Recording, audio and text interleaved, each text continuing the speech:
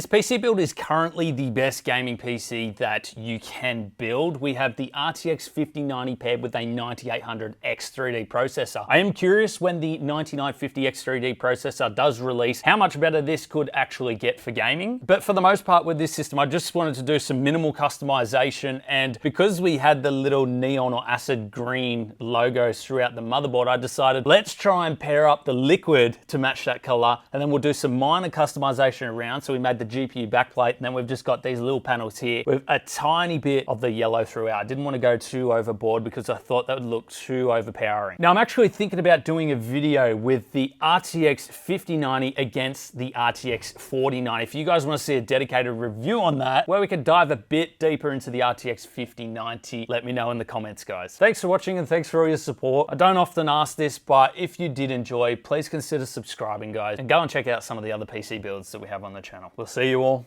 in the next one.